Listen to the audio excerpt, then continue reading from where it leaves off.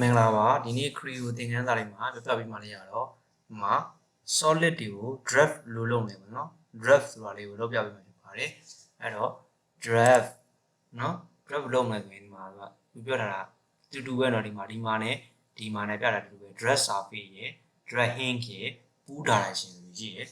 အဲ့တော့ draft surface ဆိုကျွန်တော်ဘယ် surface ကို draft လုပ်မှာလဲဆိုတော့ရွေးမယ်ဥပမာဆိုကျွန်တော်ဒီ surface ကိုရွေးလိုက်ပြီအဲ့ draft surface draft hink ရခင်ကကျွန်တော်ဒီ surface ကိုထားမယ်เนาะ draft surface ကဒီထားလိုက်မယ်အဲ့ဆိုရင်ဒီလိုမျိုးပေါ်လာတယ်เนาะဒီလိုမျိုးเนาะပူးထားတဲ့ရှင်ဟိုဒီမှာပူးထားတဲ့ရှင်ကျွန်တော်တို့ flip လုပ်ကြည့်မယ်အဲ့ဆိုရင်ဒီလိုမျိုးဖြစ်တယ်ပူးထားတဲ့ရှင်เนาะပူးထားတဲ့ရှင်ဒီလိုလေးလုပ်လို့ရတယ်เนาะပူးထားတဲ့ရှင်ဒါဝက်ပြောင်းသွားတာဒါပြောင်းသွားခါမယ်လို့ဖြစ်သွားတယ်အဓိက degree ပေါ့ဒီ degree ပဲ flip လုပ်ရတဲ့ခါမှာဆိုရင် degree ကဒီအဆောင်ရှိအဲ့အဆောင်ရဲ့ဒီကမြင့်မတ်ကြီးရှိအဲ့မြင့်မတ်ဂျာ degree ကိုဒီမှာပြတာဖြစ်တယ်เนาะအဲ့ဒါကိုကျွန်တော်တို့လုပ်တာဖြစ်တယ်ဒီမှာအဲ့ဒါကိုလည်းမချင်းလို့ရတယ် draft ကအဲ့လိုလုပ်လို့ရတယ်เนาะဟုတ်ပြီအဲ့လိုလုပ်လို့ရတယ်ဒီမှာ draft surface ကိုဒီမှာ draft surface ကိုပြန်သွားလိုက်မယ် draft surface ဒီမှာကျွန်တော်ဒီတစ်ခုလုပ်တာအဲ့ဒါကိုနောက်တစ်ခုထည့်ယူလိုက်မယ်เนาะအဲ့ဆိုရင်နောက်တစ်ခုထည့်ယူလိုက်ရင်ဟောဒီမျိုးလုပ်လို့ရတယ်အတွင်းထဲကိုတော့မရတော့အပြင်ကိုဒီမျိုးလုပ်လို့ရတယ်အဲ့တော့အားလုံးကိုယူမယ်ဒီမှာမယ် draft surface တရားကိုယူမယ် control လေးနှိပ်ပြီးယူမယ်တရားသွားမယ်เนาะ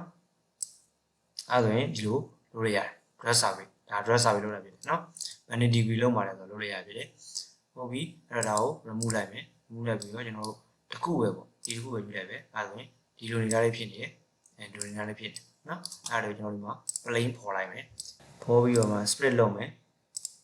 split ပိုင်း draft hang မှာဒါလေးကိုလုပ်လိုက်မယ်အဲ့ဆိုရင်ဒီမှာသူက draft လုပ်တဲ့အခါမှာဒီမှာအဲ့လိုဖြစ်နေเนาะကြိုက်တဲ့ဥစ္စာလို့ရအဲ့မှာအောက်မှာထပ်ရှိတယ် draft site independently ဆိုရင် independent တစ်ခုနဲ့တစ်ခုမမီဘူးမိဝဲဆိုရင် dependently ဆိုမိဝဲဆိုတစ်ခုကိုလွှဲတယ်တစ်ခုပြောင်းတယ်เนาะဒီတစ်ခုကိုလွှဲတယ်တစ်ခုကလိုတစ်ခုကိုလွှဲတယ်တစ်ခုကလိုပြောင်းလာတယ်ဟို independently ဆိုရင်ဒီမှာ independently ဆိုတာသူကလို့เนาะဒီဟာဝဲလုံးမှာလားเนาะဒီဟာဝဲလုံးမှာလားเนาะဒါဝဲလုံးမှာလားဒါဝဲလုံးမှာလားเนาะအဲ့လိုမျိုးရှိတယ်အဲ့တော့မှဒီမှာထပ်ရှိတယ်အဲ့ဒါတူတူပဲဒီဥစ္စာတိုင်းပဲဖြစ်တယ်เนาะ independent နဲ့တူတူပဲဖြစ်တယ် draft site draft first site only ဆို first site ဆိုเนาะတခုပဲသူက first site တခုပဲသူက first site တခုပဲဆိုရွေးမှာဒီဥစ္စာကဆိုမူဒီတိုင်းရှိနေဆိုရင်မူဒီတိုင်းရှိနေဆိုရင် first site only ကိုလုပ်မယ်เนาะ draft second site only ကိုလုပ်နေဆိုရင်ဒါ second site ဒီတခုပဲသူကလုပ်မယ်เนาะအဲ့ဒါဆိုရင် independent နဲ့ dependent နဲ့အဲ့ဒါကိုရပါပြီ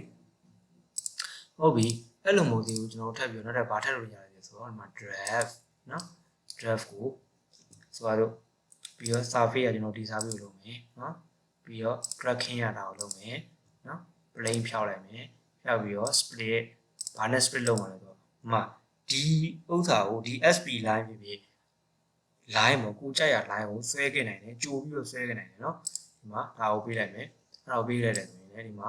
ဒီလိုမျိုးဒီဟာလေးနဲ့ဒီ shape ပုံစံနဲ့လိုက်လာပါဖြစ်တယ်เนาะဒီ shape ပုံစံနဲ့လိုက်လာဖြစ်တယ်ဟုတ်ပြီအောက်မှာလည်းဒီ shape ပုံစံနဲ့ပဲတိုးလာပါဖြစ်တယ်เนาะဒီ shape ပုံစံနဲ့တိုးလာဖြစ်တယ်အဲ့ဒီ shape ပုံစံနဲ့တိုးလာဖြစ်တယ်เนาะအဲ့ဒီ shape ပုံစံနဲ့တိုးလာမယ်ဒီမှာဒါဆိုရင် dependently နဲ့ independently နဲ့ဒါရွေးလို့ရတယ်เนาะဒါတူတူပဲဒါဆိုရင်နှစ်ခုလုံးလိုဖြစ်သွားမယ်เนาะ independent ပေါ့เนาะ independent ဆိုရင်ဒီလိုမျိုးဖြစ်မယ်ဒါနည်းနည်းဒါများမယ်ပေါ့เนาะဒါအဲ့လိုယူလို့ရတယ်ဟုတ်ပြီအဲ့ဒါနောက်တဲ့ဘယ်လိုထပ်လို့ရအောင်လဲနောက်ကြည့်မယ် draft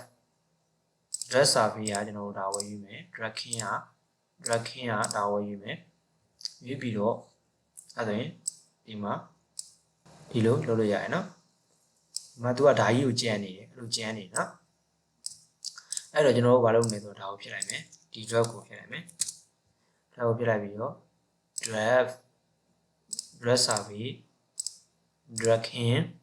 နော်ဒီလိုအဲ့ဒါမှဘာထည့်လို့ရဆိုတော့ဒါလေးကိုနှိပ်လိုက်မယ်နှိပ်ပြီးတော့ add angle နော် add angle ဆိုမှာ add angle ဆိုပြီးပေါ်လာတယ်နော် add angle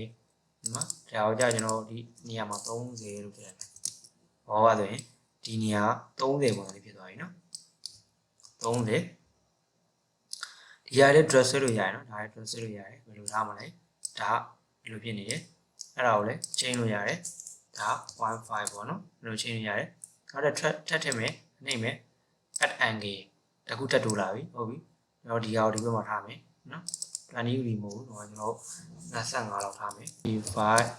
25 degree ထားလိုက်မယ်နော်25 degree ထားမယ်ဒါကိုလည်းလိုရှင်းလို့ရသေးတယ်နော်ဒါကိုလည်းလိုရှင်းရသေးတယ်နော်အဲ့တော့ draft ကအဲ့လိုမျိုးသုံးတာဖြစ်တယ်နော်ဒါဆိုရင်တော့ draft အကြောင်းလေးကိုနားလည်သွားမယ်လို့ထင်ပါတယ်နော် draft ကဒီတဲ့သုံးလို့ရတာအများကြီးရှိတယ်နော်ဒီမှာဒီဥစ္စာဒီ line နေရာမှာ surface လုပ်ပြီးတော့ဒီဥစ္စာတကူလုံးပတ်လည်နဲ့လုပ်လို့ရတယ်ဆိုတာရှိတယ်ဒါပေမဲ့အဲ့ဒါတွေလုပ်လိုက်ရင်ဘူးရှုပ်သွားနိုင်မယ်အဲ့တော့ဒီလောက်လေးသိထားပြီဆိုရင်ဒါ draft အတွက်ကိုဒါသုံးလို့ရသွားပြီဖြစ်တယ်နော်အားလုံးကိုကျေးဇူးတင်ပါတယ်